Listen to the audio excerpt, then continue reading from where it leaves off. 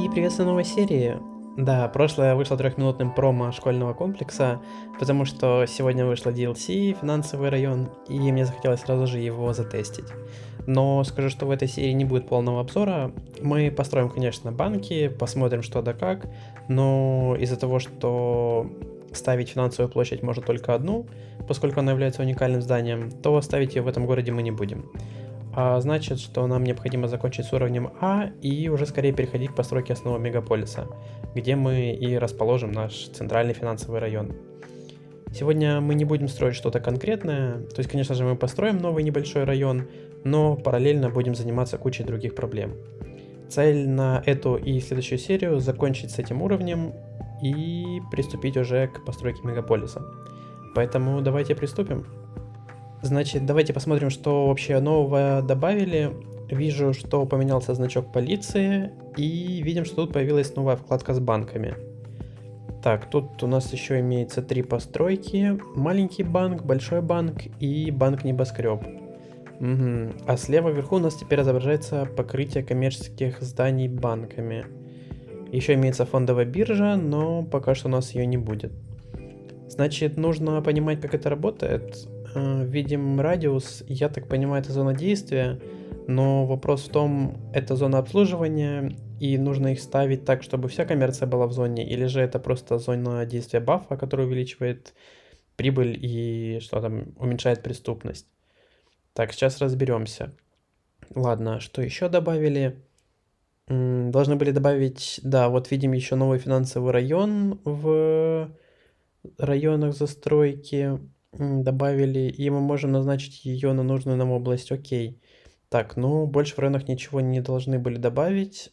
А вот куда они запихнули тогда остальное, если не во вкладке полиции, не в районах, я так понимаю, это уникальные будут все остальные. Да, видим фондовая биржа, она большая, интересная, ну, так, прилично. Дальше разные площади и международный торговый центр, но вот то, что они уникальные, конечно, мне не очень нравится. К сожалению, хотя они и вроде смотрятся тут неплохо, но мы их ставить не будем. Придется оставить их для нашего мегаполиса. Так, ну больше ничего, как я понимаю, не добавили.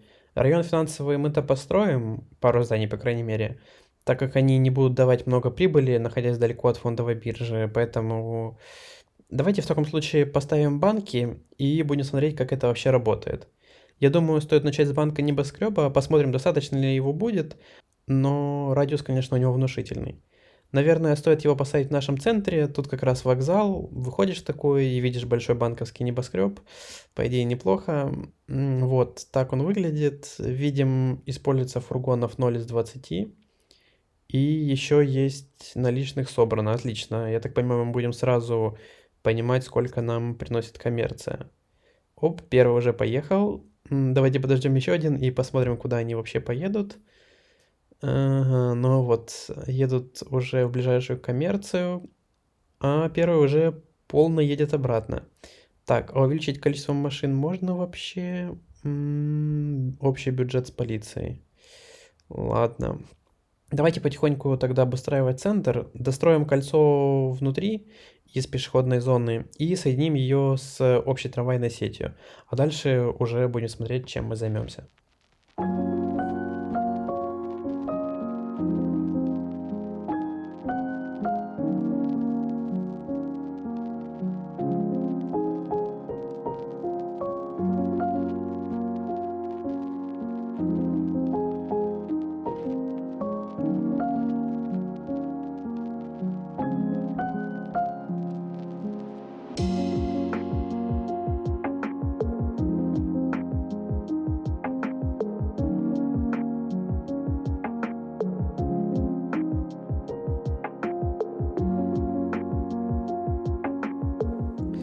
Вот таким образом получилось, но знаете что, мы, наверное, сейчас не будем строить сам центр, поскольку, можете обратить внимание, у нас большой спрос на жилье. Мы, наверное, построим район вот в этой пустой зоне слева. Честно говоря, там не будет ничего интересного, это оказался просто пустырь, который я упустил, поэтому предлагаю сделать там просто какие-то пешеходные дорожки и соединить его с центром посредством трамвая. Построить тут сетку из обычных дорог не очень хочется. У нас тут односторонние дороги, которые идут к центру, Еще непонятно, насколько они будут нагружены, но добавлять на них кучу перекрестков, хоть и без светофоров, все равно не очень хочется. Значит, создаем примитивную сетку, прокладываем необходимую инфраструктуру и застраиваем домами. Предлагаю не сильно на этом заострять внимание, тут ничего прям сверх не будет.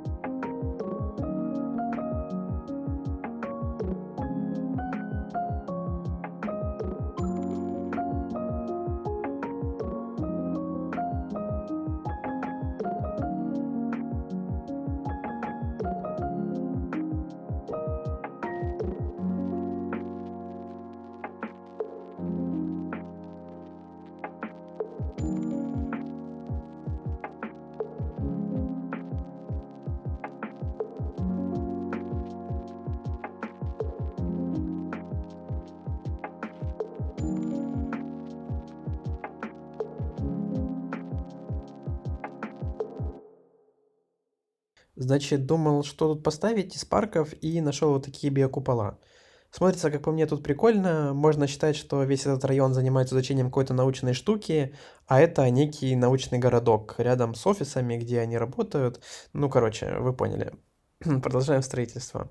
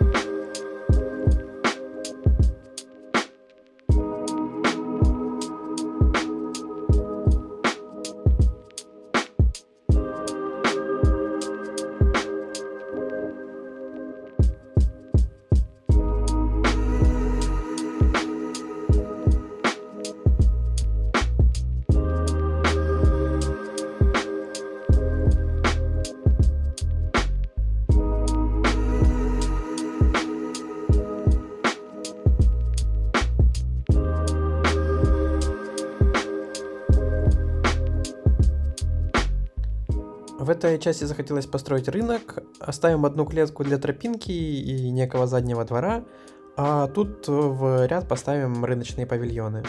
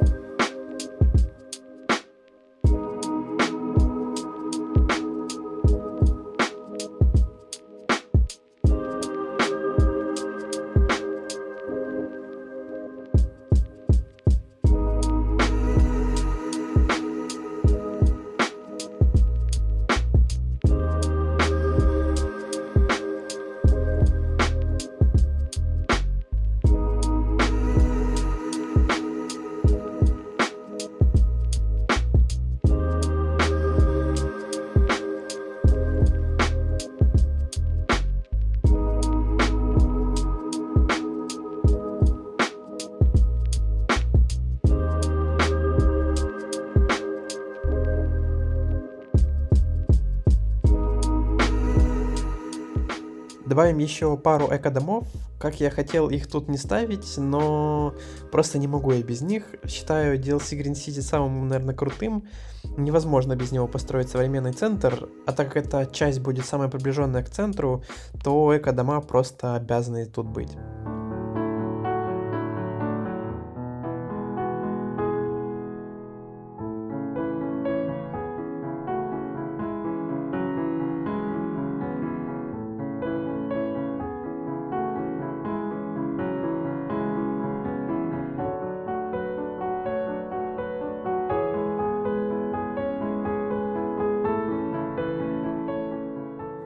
Позаботимся еще об образовании. Все-таки это научный городок, хотя вряд ли дети будут у самих работников, но вот из других районов могут сюда отдавать своих детей, чтобы те учились у лучших.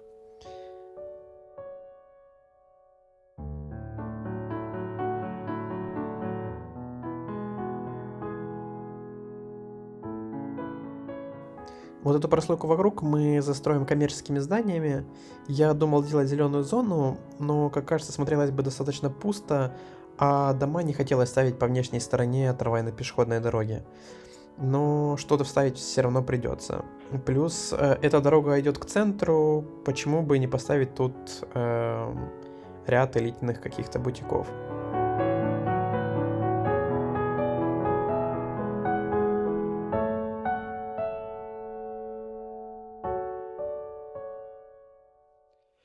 Район пока оставим в таком состоянии. Давайте посмотрим, что у нас с банками. 20 из 20 фургонов. Неужели они не справляются? Ну, тогда понятно, почему они будут не справляться. Я вообще об этом не подумал. У нас же еще есть второй город, где тоже необходимо построить банки. Вот так и покупаю после этого DLC. Приходится вообще все перестраивать потом. Давайте подумаем тогда, где мы можем поставить тот банк. Я думаю, среднего будет достаточно, просто по архитектуре небоскреб тут не очень вписывается, а самый маленький, у него и радиус маленький, и транспорта мало. Ну, вот место, кажется, я нашел. Можно поставить рядом с вот этим огромным торговым центром, снести пару вот этих магазинчиков и поставить его тут. Вот такой красавец. Он немного меньше, чем были тут магазины, поэтому построим еще дорожку вокруг. Опа, а что еще можно выбирать? Вариант 1, 2, 3. Интересно. Можно менять, как он выглядит. И, кстати, достаточно сильно меняется облик здания, при том, что меняется только, по сути, последние этажи. Ну, так как у нас тут историческая часть, думаю, мы остановимся на первом варианте. Тут у нас образовалась пробка, давайте ее исправим. Как я и говорил, мы будем заниматься кучей разной работы в этой серии. То там что-то исправим, то тут. Используем, значит, трафик менеджер для настройки перекрестков. То вот проблема в том, что они замкнули кольцо и не могут из него выехать. Одни хотят повернуть, а другие мешают, так как хотят заехать на их место. В общем, еще мы вроде исправили доставку. Грузовики не ездят теперь к грузовому терминалу в другой город. Но вот с поездами тут что-то не очень все. Поэтому предлагаю сделать вот как. Провести односторонние рельсы и создать круг для ЖД-транспорта. Как-то вот таким образом его тут провести под круговой развязкой и загнуть его где-то примерно тут. Это так мы прикидываем, как оно вообще может быть. И в таком случае нам необходимо поменять еще вот эти рельсы, также на односторонние. Что это нам дает? Давайте деревья почистим пока. А то, что сейчас они едут также по одной полосе, и в грузовой терминал они также заезжают на одну полосу. А если полоса занята, они ждут, пока освободится. И в чем вся загвоздка? Если вдруг состав не может выехать, потому что ему мешает другой состав, который хочет разгрузиться, то весь движ просто останавливается. А при таком раскладе они будут все заезжать с одной стороны и уезжать тоже в одну сторону, используя две полосы для параллельной загрузки и разгрузки. Честно говоря, в воркшопе есть рельсы как ванильные с двумя путями, но с односторонним движением. Можно было бы их тут поставить, но это не какой-то крупный железнодорожный узел, поэтому, я думаю, одной колеи будет достаточно. Знаете что? Давайте, наверное, вовсе запретим им разворот по вот этому кругу. У них еще кольцевая развязка специально для этого. Кто им вообще разрешил тут разворачиваться, непонятно. Смотрим, как это вообще работает. Ну и видим, что потихоньку пробка с поездами тоже рассасывается. Если нас все устраивает, можем тогда доработать немного это место.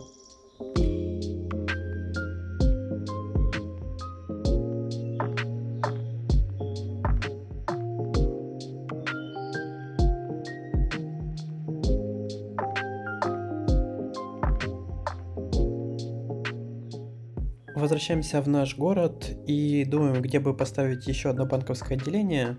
Думаю, вот в этом месте будет хорошо, рядом с метро и ЖД-станцией, и, что самое главное, рядом как раз-таки много коммерции.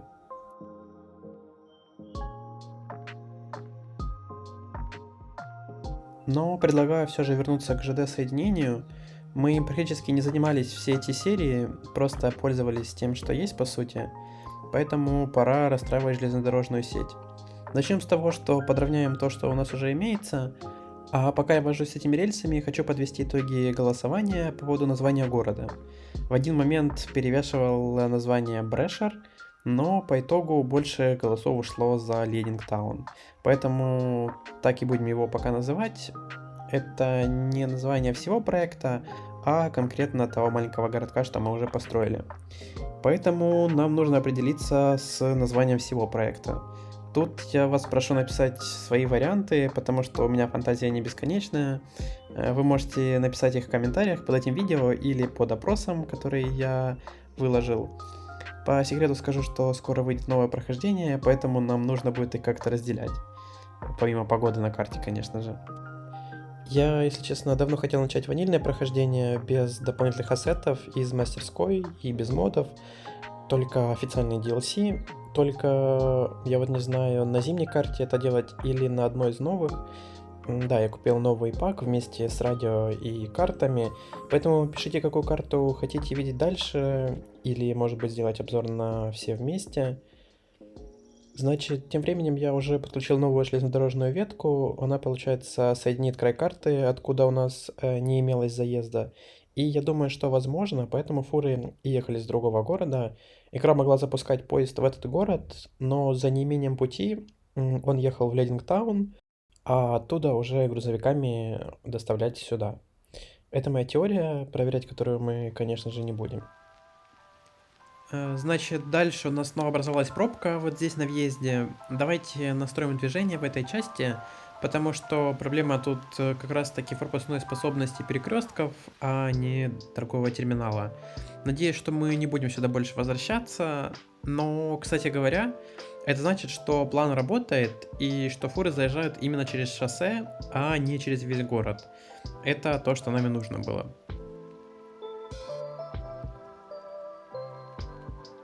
Следующее, чем мы займемся, это проведем еще одни ЖД-пути к нашему грузовому терминалу. Я как раз и планировал провести их параллельно шоссе, которое идет мостом от мебельной фабрики. Пока что нам некуда подключать эту ветку, просто необходимо достроить все красные линии города, чтобы понимать по свободной площади застройки. Немного, как обычно, это все подровняем, как радиус поворота, так и по высоте. Также улучшим их в такие рельсы, как мы использовали уже ранее. Мне просто нравится в них конкретно соединение между наземной и мостовой частью. Далее подсоединяем это все к основным рельсам и опять немного выравниваем. Вот такая красота получилась. Можно еще немножечко вот здесь уменьшить отступ нот, и в целом пока так и оставим. Далее я решил перестраховаться и занялся настройкой транспорта во внутригородской промзоне Ледингтауна. Выставил там везде предпочтение ближайшего района на импорт и экспорт, и в некоторых даже включил локальные ограничения по районам. Посмотрел, как едет фургон инкассаторов, и продолжил настраивать промзону. В этот раз лесную и аграрную. И склады еще тоже в этот раз перепроверил.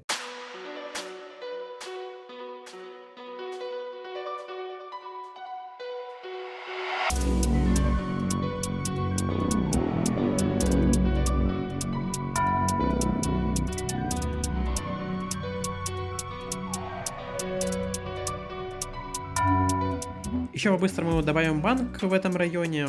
Тот, что мы поставили сюда, не достает своей зоной, да и не очень удобно топать через полгорода, чтобы решить какой-то вопрос с банком. Места тут, конечно, немного, но если все немного подвинуть, то удается его тут втиснуть нормально. Также не забываем включить ограничения по действию. Смотрите, у нас имеется вот здесь такой пустырь, который не хочется оставлять пустым. Это все-таки в пределах города, и стоимость земли здесь неплохая. Но и строить жилые здания тут тоже как-то не хочется. С 3 сторон из 4 окружает шоссе, да еще и ЖД-пути. В общем, не самое лучшее решение. Поэтому и есть предложение сделать тут складскую зону.